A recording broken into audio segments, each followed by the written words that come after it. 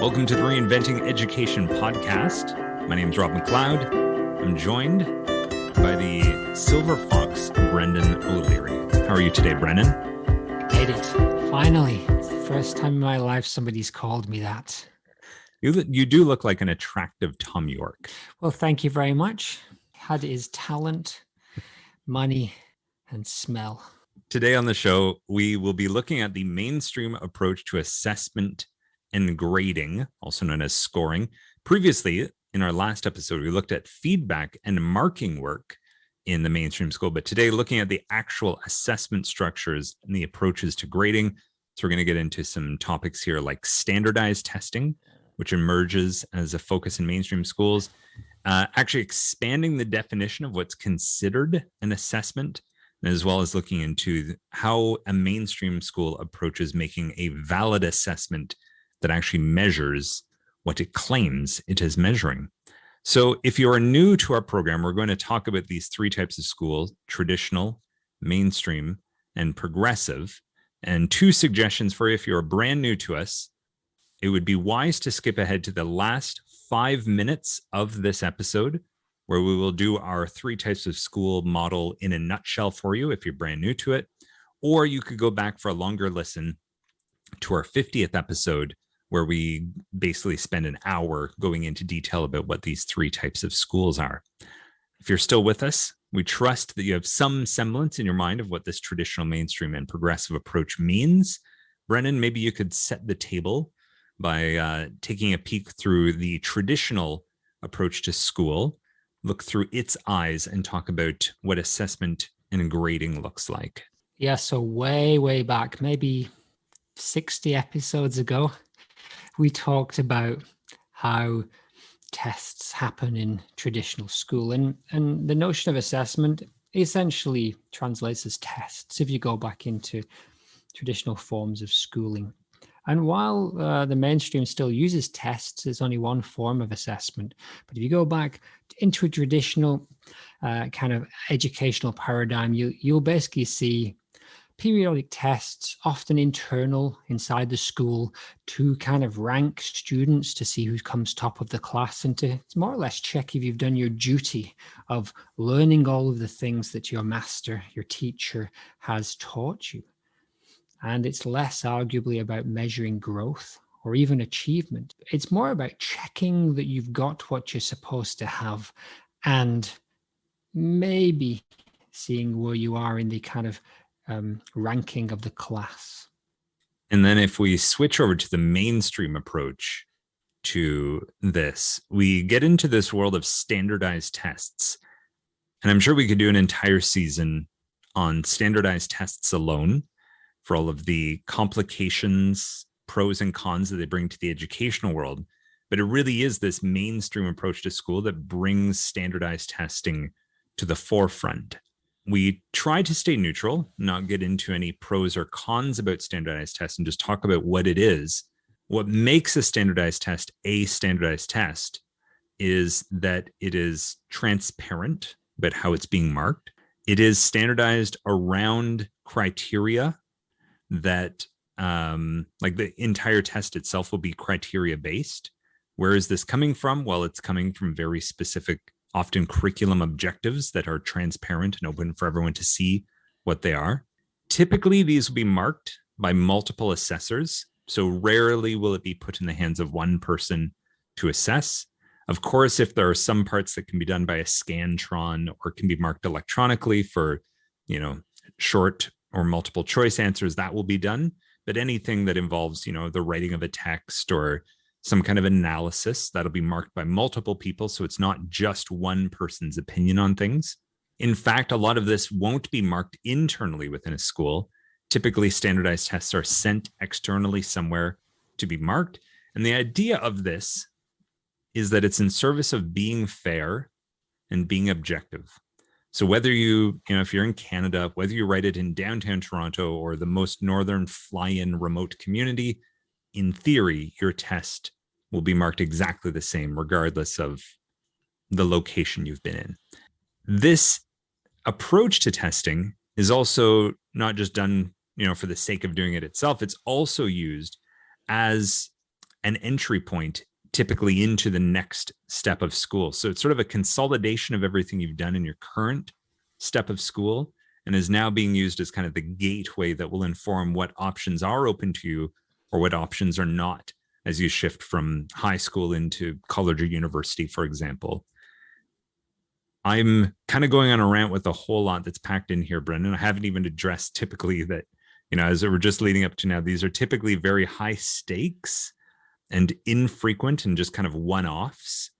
Often there'll only be one of these standardized tests that you'll take one day, which will determine a huge degree of what doors are open or not to you. Maybe you can go into a little bit about the measuring merit and why we're doing all of this standardized testing. Yes, as you said, these are kind of one-off. They're almost like the Olympic race. You get one shot. Of course, you can retake, but they're high stakes, and often schools are ranked by the scores of the students. And you may have studied for several years to take this one test. The attempt here is to measure your actual achievement, although it gets into some woolly areas because the amount of achievement you've made, the amount of progress you've made is actually less important. In a mainstream school, we talk a lot about how that distance that you've made is very important, but standardized test is basically saying which level have you achieved here. And so you'll get that grade.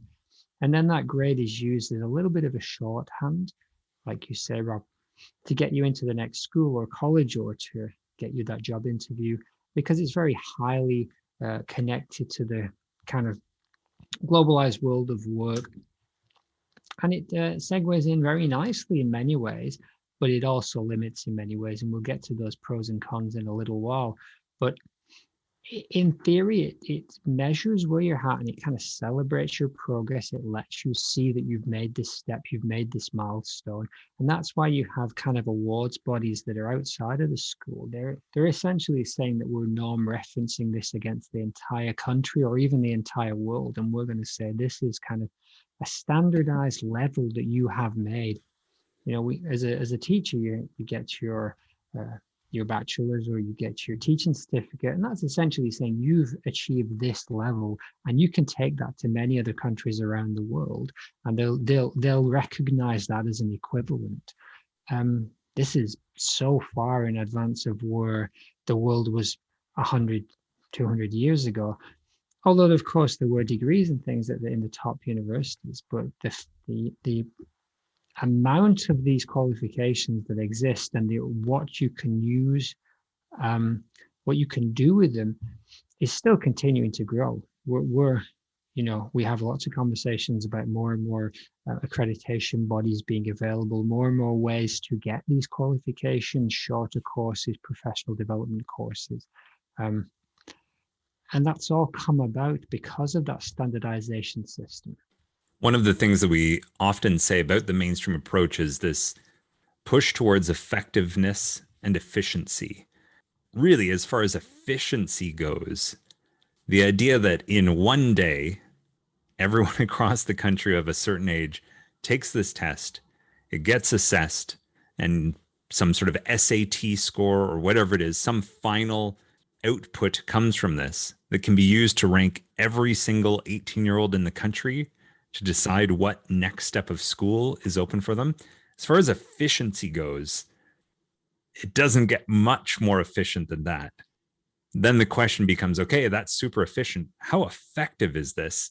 And then typically this is where very, many valid critiques of the approach to standardized testing will get in. But I digress. That's not where we're going with this today. Let me throw in one little thing before we go on, because my son's currently taking 3 different courses, high school equivalency. They're like A-level style courses because it's an English system, with 3 completely different awards bodies.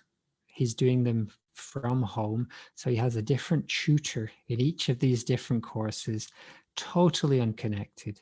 But at the end of them, he'll come out with the equivalent of that I did when I went to one college and had the same 4 or 5 teachers and took those exams on that same day. But he's taken a completely different route, but will end up, fingers crossed, with similar kind of results, which is another benefit of this standardized system, that it gives you opportunities and pathways and more than one chance. And that you could do it from the other side of the planet. Whereas I'm sure when you went to school, the idea that you could do this on the other side of the planet may have been far more complicated or just not available. I tried it, but they said I had to turn up. You had to be in class. I had to be there. Couldn't phone in from Australia. So the mainstream school obviously is about more than just standardized testing, but this is the big new thing that it brings into it. And like we said, this is infrequent. This is typically a one-off, very high stakes. But the other approach to assessment in the mainstream school would be in-school tests or in-school assessments. And typically these are much more frequent, or actually very frequent, but lower stakes. Now, these assessments can still often be used towards your marking, but some of these, as we've discussed in recent episodes, might be just more formative assessments, like check-ins on how you are doing to provide you feedback, as we talked about in our last episode. But if we are looking at those final end of unit summative assessments, what's interesting in the mainstream school is a test is no longer the only way to assess student learning. Now, this is not to say that all traditional schools and all traditional teachers will only rely on tests, but I would say a written test, that has some short answer, maybe some fill in the blank, maybe an essay, that sort of thing, you're much more likely to see exclusive to the traditional approach. You will still see some of that in a mainstream approach, but the actual definition of what an acceptable assessment or test is expands greatly in the mainstream approach. So this is where you move away from just, a pen and paper written test towards things like a project being used as the final assessment. This is where things have many more moving parts and, demonstrate higher order thinking skills. So, we're getting into the application and analysis and away from just filling in blocks and blanks to show what we know. So projects, demonstrations, student portfolios of their learning. So it might actually be drawing from several things that they've done rather than just one task. Could involve a role play, or, one of the most ambitious ones that I was part of planning a few years back was the idea of a math field trip. So students had, multiple math-based real-life problems they would have to do. And if I remember correctly, they were in groups of 2 or 3 students and each paired up with a parent volunteer. And this was something that, took from 8:30 in the morning straight through till 3:30 in the afternoon. Students had to, use maps, plan a timetable to accomplish like 3 different tasks. I think, one of them was getting everything at the grocery store for a recipe, bring it back, make the recipe so that they would have stuff ready for a bake sale that was happening at the end of the day. This is real life, at least in terms of stuff we agreed to be doing for the day.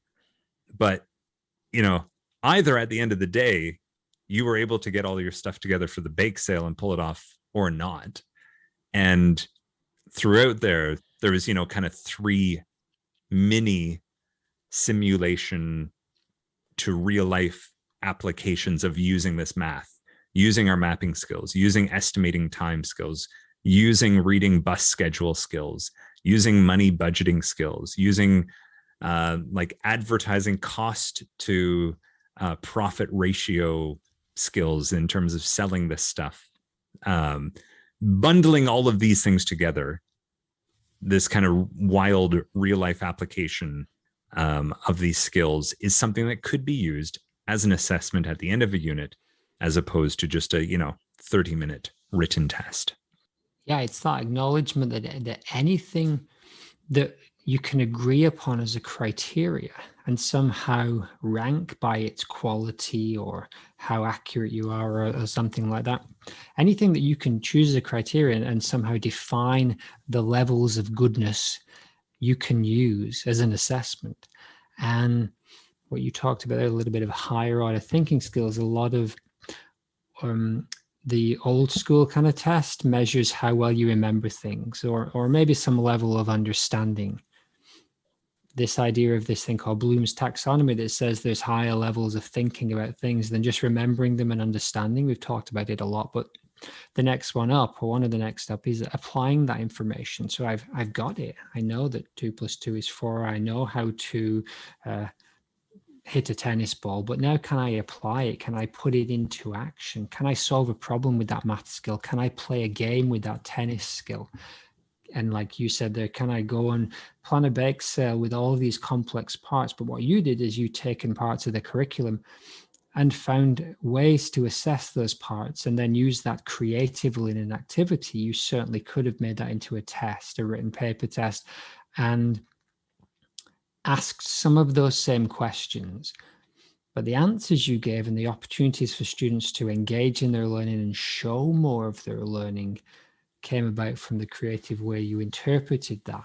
And this is where it does get a little bit more difficult, because you get into trying to assess some kind of subjective things. You know, if you're down at the bottom level of Bloom's taxonomy and you're looking at memorizing things, I've given you 10 things to remember, and now tomorrow I'm going to see if you remember them. Okay, that's a pretty basic test. But now in this mainstream kind of school, we're starting to say, actually, we might be able to assess kids doing a little bit more with this information, maybe analyzing things and breaking it up into parts. But that's harder to assess. It's harder to know whether someone's applied their learning and analyzed something than it is to see if they've remembered it. But to me, it's pretty obvious that it's the ones of using and analyzing that are more meaningful and are going to be more useful going forward. Of course, we need to know things. You need to remember them to some degree, but if you can use them, that's probably better. So, you know, and what we get into is it's actually really hard to decide what's relevant, what's important. If I'm writing a story and I'm only really interested in the grammar and spelling, it's pretty straightforward. It's mechanical. We can, to some degree, I can go through and check it. If I'm more interested in the levels of storytelling, levels of detail, how does the text emotionally grip the reader? We're off into some different types of assessment, but it's the mainstream school says, or begins to say, yet it's worth trying to assess some of those things too. And here's how you can do it. We talk about things like a rubric where it has levels of descriptors of quality and so on. Yeah, and this brings up kind of the last piece, which is we talk about the mainstream relationship being that of a coach and the athlete.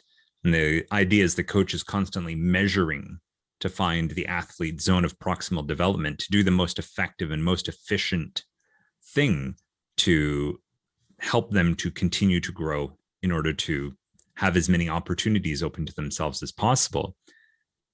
And to do this kind of work, like we were just talking about, to do that, you know, the math field trip day well was difficult. And I think we did it twice, one year, and then we did it the following year. And the first year, I, as the teacher, didn't design it very well. It kind of looked good on paper. But then when you actually test ran it was like, oh, there are actually some bugs in this here that need to be ironed out. And perhaps a traditional teacher may have looked and goes, you know what, my 1-page test actually would have been a better assessment of the kid's skills than the mess you put together. Just because something sounds interesting doesn't mean it's actually a better assessment. Now, by the second year, learned a lot, applied those things. And yes, by the second year, it was a good assessment of whether or not these kids could do this. But if we, you know, the big question is the test valid? Does it actually measure what it claims to measure? And how well does it measure what we want it to measure?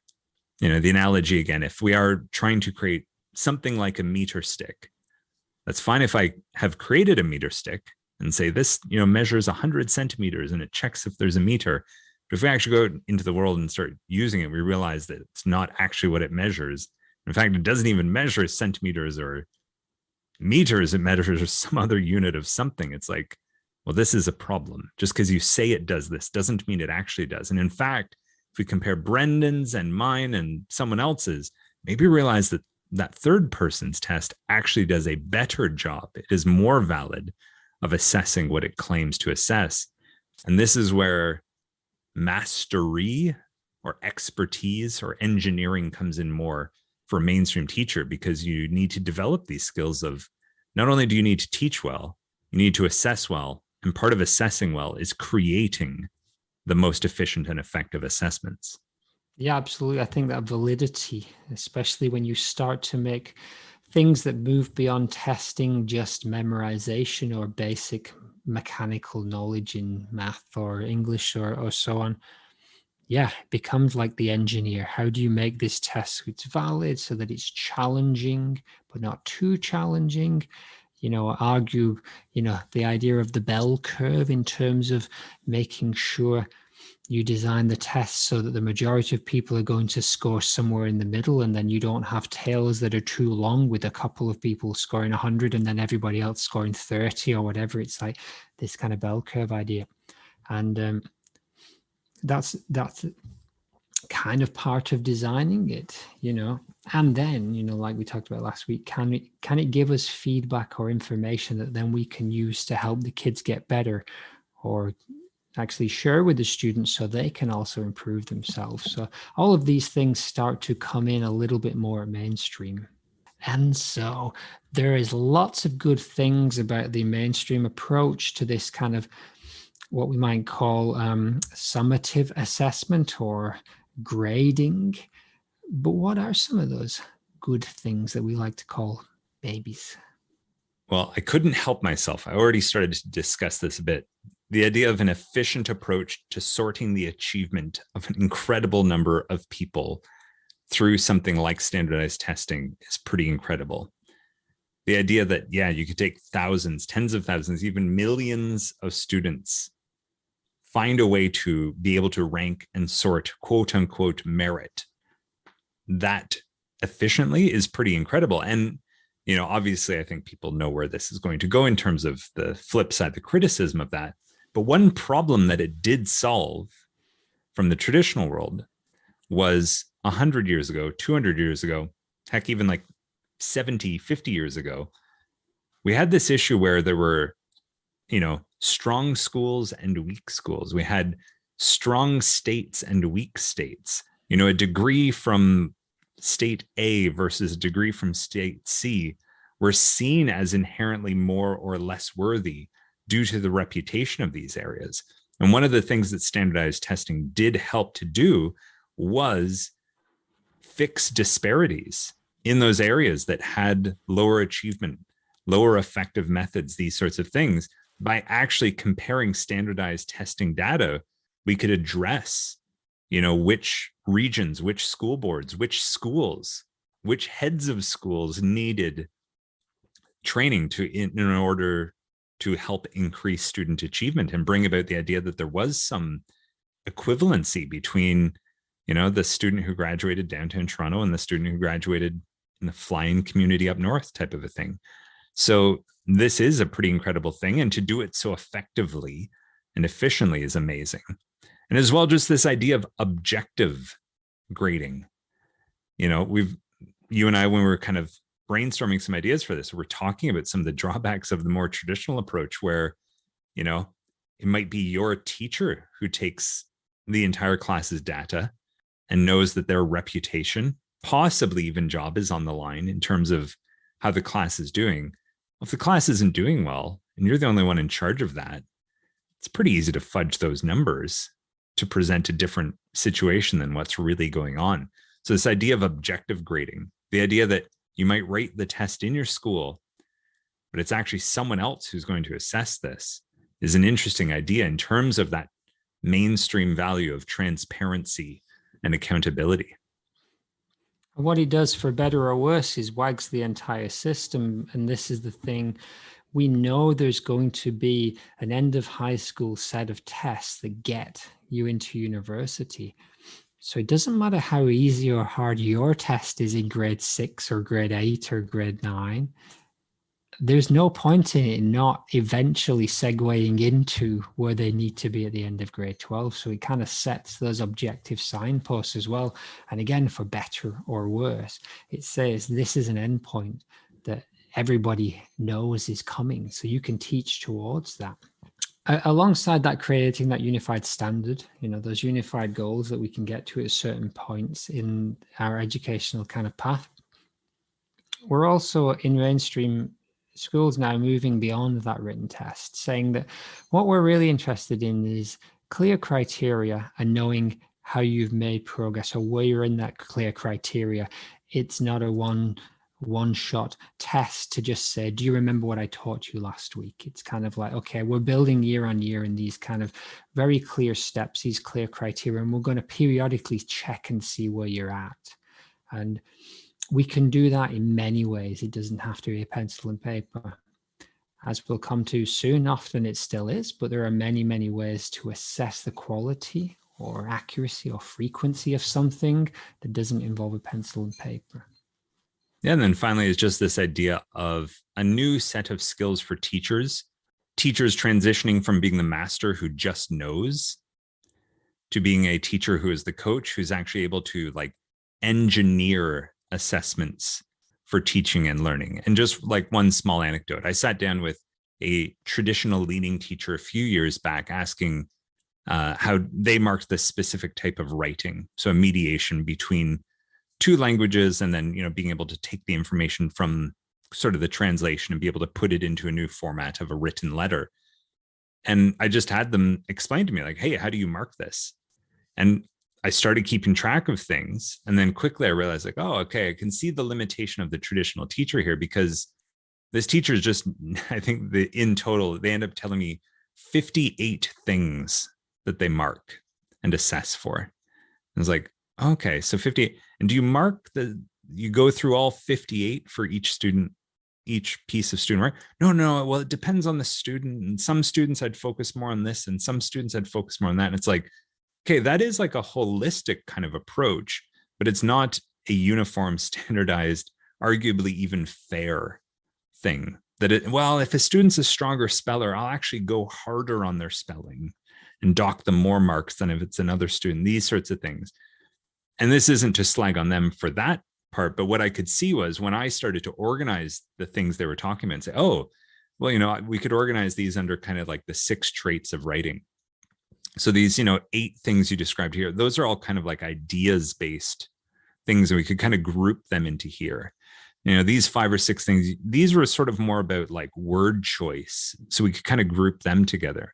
These things, these were, different forms of grammar, punctuation, spelling, these sort of things. We could group those. And in fact, to their credit, when I did this grouping, it's like, oh yeah, well, that makes a lot of sense. And it was like, I could see in that moment that I had that engineering set of skills to kind of take everything, synthesize, and bring it down. Whereas for them, it was still just kind of like wide open terrain of like, well, I need to make sure I hit all of these things, but they couldn't engineer the transparent assessment that would show how they would approach those things. I mean, and there's a strength if you're a genuine master of writing, then them honing in on a couple of things that you definitely need to work on has a lot of benefits. But the problem is that there's a massive range of teacher skills as well. And what this does is mediates that. It says, let's have some objectivity, and there may be some criticism there, and we can get to that. But what he does is he says, these are the things that's important in here, and we're going to get as close as possible. So vocabulary is important for everyone, but then so is the level of description. And then maybe the overall kind of themes of the text, they're important too. But they're not important just for the kid that finds it easier or harder. They're important for everyone, and that gives us this overview of them that we can then measure against other people. This gives us objective criteria, measurements that we can say, okay, student A and student B, student C, we know across all of these criteria where they're at. Whereas if I'm choosing or focusing on things, I don't have that overview. So you do gain from that kind of slightly more restrictive to some people, that slightly more restrictive way of marking, but it's about focusing on the stuff that's really important. And as I said earlier, that's one of the hardest things. We've sat down with, many a time with the rubric and trying to work out exactly what it is we're trying to measure. Of the 100 things we could measure, what are the 5 that we really care about? And then how do you measure that really well? So those are the babies. Those are the good things that this mainstream approach has brought to the world of assessment. What about the bathwater, or things that perhaps new problems that it creates, Brendan? So one of the systemic problems we've talked about a bunch of times is that once you ratchet it up to high stakes, and people's jobs, schools, kind of like the whole structure of how schools are organized and how much funding they get, and students' life path in terms of work and study are all hinged on these few tests. You're just setting up a system that is just prone for people to want to cheat. And Or there's gamify. On one end, gamify cheating, yes. is a nice way to say yes. You can gamify it. You can we'll get into the gamification because there's some good ways to kind of motivate people through games and gamification. But in terms of this high stakes standardized test, it's like no matter how you engineer that system, there's always going to be a way for someone to find a way around it, because the motivation for some people to get around that is very, very high. Now, you could say hiring private tutors is a way to get around that. You could say that a teacher getting the test paper a day before and then somehow getting some information to their students is a way to cheat that test. And that's a common way that you'll see reported in the news often. Teachers taking papers afterwards and changing them so that kids get higher scores, especially the kind of bubble mark ones. And teachers don't go into the teaching profession to be doing that kind of thing on the whole. And so there's people who find themselves in that position where, yeah, maybe if I walk over to this kid and just cough when they're answering a question, or casually point to a paper, a question on a paper, or casually drop something into the conversation or whatever. It's like, I've read and seen so many of these over the years that once you raise the incentive to that level, the system's valid as long as you don't look too closely. And then, of course, you get into whether the tests are really measuring what's important. And we had the talk with David Labrie a while back now, and he was like, a lot of these tests, I'm learning this stuff to answer these questions on this paper so I can get into this school. None of it's really particularly valid in terms of pushing my learning forward or measuring where I'm at with any meaning. And so you'd have criticism from both the traditional and the progressive side on that it's not valid. And also it's just raising people up, incentivizing cheating. So that's not good. That's a bad thing, Rob. Yeah. And one of the gamification pieces there that I know I had heard a lot about when I was in Ontario 10 or more so years ago now was our kind of standardized testing would happen in grades 3, 6, and 9 at that time. And typically, I'm not saying this was the case in my schools. I'm not incriminating anyone that I worked with, but I know this was rampant in some schools. And this was often, newspaper articles on this and, big TV deep dives into this idea that, well, it'd be up to the grade 2 and the grade 5 teachers to start diagnosing with kids or start suggesting to parents that their kids need testing. Because if a child did have a diagnosis of something like ADHD or anywhere on the spectrum of dyslexia or anything like that, special accommodations would be made for the student for the testing. And now this isn't high stakes testing that's going to inform this child's, career path necessarily down the road. But if you've got that written into your student file now, that might be something you could keep using into the future, that when those high stake tests come around, it will be kind of grandfathered in, that you might have that down the road. But not only that, if it can be diagnosed in grade 2, we can ensure that support is there when your kid writes the test in grade 3, which really works in the school's favor. We're not the kind of cutthroat UK thing of like your job or the principal's job relies on this. But certainly there's still some wiggle room of, if you're a teacher getting high scores, if you're a school getting high scores, there are some benefits to that for sure.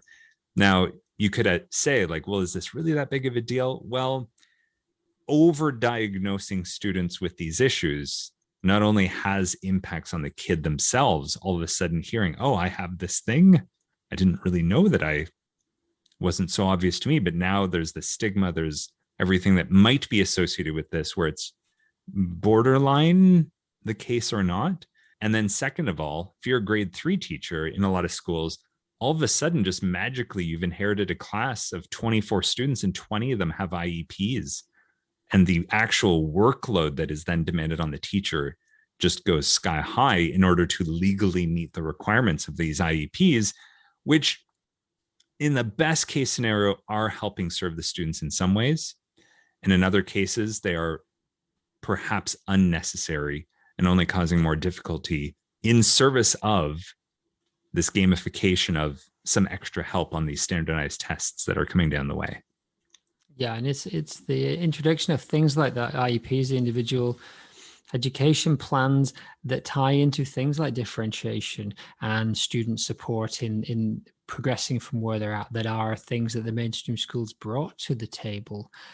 But then the flip side of that, like we say, is that it can lead to some decisions that aren't really made for the good of the, I guess, let me say it this way, they're decisions that made more to ensure that someone gets a better score on a test than actually gets support they need. Not always. Again, these are rare. Most diagnoses are genuine and they're backed up, but this kind of promotes this kind of, thinking in some areas.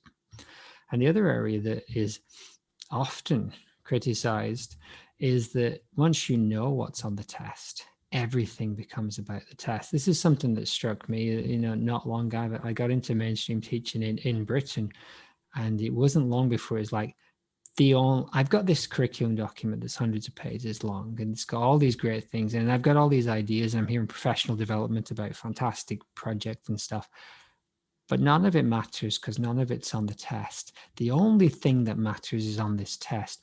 And I'll actually be criticized for doing some of those other projects, which I was at times criticized for doing some more creative, shall we say, projects, because it felt that maybe there wasn't as much focus on making sure that they were ready for that test. And that's not the purpose of what mainstream, if you dig into mainstream's philosophy in its healthiest sense, it's about supporting people and equality. It's about support, about transparency, and about moving you on from where you're at. None of that holds in a system that is now 100% geared towards getting a better score on the test, including dropping arts, dropping sports, and anything that's done that takes too much time away from that focus is actually hurting the students and hurting the school. And there's also truth in the fact that it's hurting them, because the system needs them to get those scores to get into the next college or the university. So it's like, it's not just someone saying, the system's geared to forcing you to do that, because that's the best way to, air quotes, help the student. So we've talked about the gamification that can go into the leading up to the writing of the test.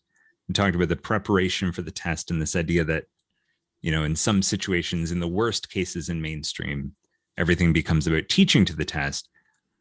This is showing a lot of trust that this test is a valid measure, and that not only that the test is valid, but the results you will get from the test are valid.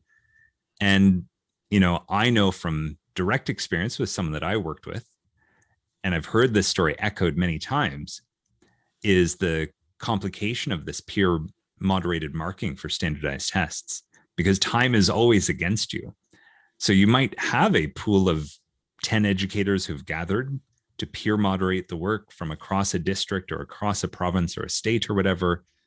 And, the first handful, you're sifting through and going into great detailed discussions about, yes, we're all in agreement that, yes, this would score whatever, a B+ in our system, and it breaks down this, and we've got all the transparency and all that. But there are more than enough things, more than enough stories about like, okay, yeah, it started off on that detailed level. And then by the end, we're pretty much taking about 2-3 seconds per paper and just chucking them into piles in terms of layering and ranking who scored what and this sort of thing. Even if the tests themselves are valid, and even if the preparation is done in good faith, at the end of the day, we run into this efficiency effectiveness of how do you mark a stack of 1 million papers? Well, unfortunately, efficiency is likely to win out over effectiveness here. And a lot of decisions still end up being made in haste and rushed.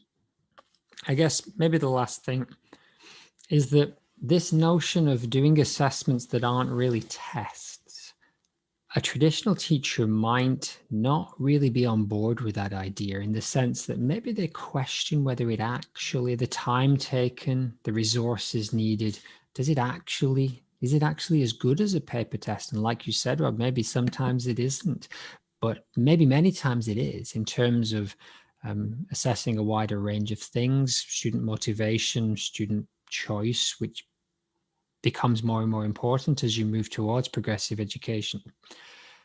A traditional teacher might say, yeah, it's not worth the extra time and effort. I could do a test and I could get what I need from this. And then you flip that into the progressive educator, and it's the same complaint that comes up in many of these, that the kids aren't really choosing this. You're still forcing them into a fairly narrow, confined way to assess what they learn. Maybe you give them a bit of choice, maybe you give them a bit of say in what the criteria might look like to some degree. As you get towards like an IB school, we try and implement a little bit more of discussion with the kids about criteria. But until you start moving really, and this is one of the things that we're trying to do a little bit more, move more and more to the kids having more input in that criteria, spending more time building them together, and you are moving more towards that progressive end. But still, you need to go further and further until the kind of, if you go way into the progressive end where the teachers would say the kids need to have way more say over everything. What are you assessing? Why are you assessing it? If it doesn't have meaning at its core, then you are wasting your time. The assessment has to exist purely to tell you what you're doing well and what you can do next, and in specific areas that really resonate and mean something to the person doing it and to their kind of community. And so they might say, you're taking some baby steps in the right direction, mainstream school. And if you can get rid of all that toxic side of your test, and if you can really expand your criteria and turn it over to the kids, now maybe we can talk to you a little bit more. But where you're currently at, it's a pretty much a worst case scenario in the eyes of the progressive educator. So assessing, grading, and scoring in the mainstream school. That was a deep dive into the standardization, the expanding of considering what's assessment, and the validity of those assessments. Thanks, Brendan. Thank you, Rob. So next time, we're going to dig into something a little bit lighter, maybe a little bit more fun, this idea of student roles and responsibilities within the class, and what we might call it class jobs and other things that students are asked to do, or that kind of more ethos-based, that little bit more community-based kind of idea. So we'll have a look at that in a couple of weeks' time and see how the mainstream school deals with that. Thanks, Brendan. Thanks, Rob.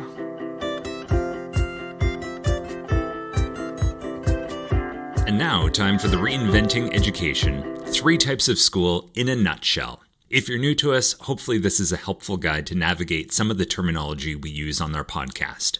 All right, so every school and every educator is in a tug of war, and we're pulled in 3 different directions. Each of the 3 directions has its own definitions about what makes for a good education. But this tug of war is difficult to notice, because the 3 directions to education each use the same vocabulary, but each of the 3 directions has their own definitions for what that vocabulary means. So let's characterize these 3 approaches with the following names: traditional, mainstream, and progressive. And let's connect each to its relationship between a student and teacher. So traditional uses a master and apprentice model. Mainstream uses coach and athlete model. And progressive uses a counselor and counseled model. Now, these 3 approaches to education would agree on the surface that education has the same 3 aims. Those 3 aims of education are for occupational preparation, the cultivation of citizenship, and self-development. However, each of the three approaches to school, traditional, mainstream, and progressive, has completely different ideas about what occupational preparation, cultivation of citizenship, and self-development requires. So how does each of the three approaches to education meet the three aims of school? Well, with traditional master and apprentice, we see that the teacher is an expert and knows the one best way for students to achieve academic success and meet the three aims. In the mainstream, the Olympic coach and athlete model, the teacher works to assess and create each student's individual optimal way, balancing the effectiveness and efficiency to achieve maximum academic success in relationship to the curriculum to meet those three aims. And finally, the progressive, the counselor and counseled. The teacher and student negotiate the student's path to achieve their goals for academic success to meet the three aims. Each teacher will have a preference towards one approach, while the school itself may have an overall consensus, and this is where you'll find the tug of war. These three approaches not only define how an education is conducted in the classroom, but it also informs three different directions in terms of a school's organization, its culture, and its practices. The traditional master and apprentice requires a clear pyramid of authority, prioritizing security along with duty and tradition, putting trust in those in authority to uphold their duty for the integrity of the system. The mainstream coach and athlete uses a flow chart with a mobility for all, which serves as a flexible meritocracy of authority prioritizing achievement along with measurable progress and transparency towards meeting specific goals, putting the results of those in authority as important for the integrity of this system. And finally, progressive counselor and counseled uses horizontal leadership like a circle, prioritizing inclusion along with individuals' needs for meaning and empowerment, putting the personal and group significance as important for the integrity of the system. We often see tugs of war between how to organize the overall structure, either reinforcing the pyramid, a flowchart, or a circle. Each of these three types of school can be done well, somewhat effectively, or poorly, and each can suit a specific context better than the rest. Here on Reinventing Education, we believe it's better for a school to choose the type of school that best suits its students, staff, and community context, and do it to be high functioning. Otherwise, the ongoing tug of war between the three approaches comes at the expense of time, resources, passion, and relationships, while not even ensuring that any of the three approaches is done well. Here on Reinventing Education, we are exploring the idea of the next type of school, a post-progressive approach to education that prioritizes the integration of these three previous types of school. Why? Well, an integration approach would seek a flexible and adaptive balance of the three previous approaches as an adaptive approach to inquire into and provide what is deemed a best fit for students, community, and the system in a given context to best meet those three educational aims of occupational preparation, the cultivation of citizenship, and self-development as defined by those involved. The integration value attempts to maximize the gifts when appropriate of each approach to education while discerning how to minimize unnecessary drawbacks that are required when wholly investing in doing one approach. In order to integrate the gifts of the three previous types of school, we need to know what we have to work with. So on our podcast, we're digging deep into these three types of school and trying to tease apart the babies and the bathwaters of each one.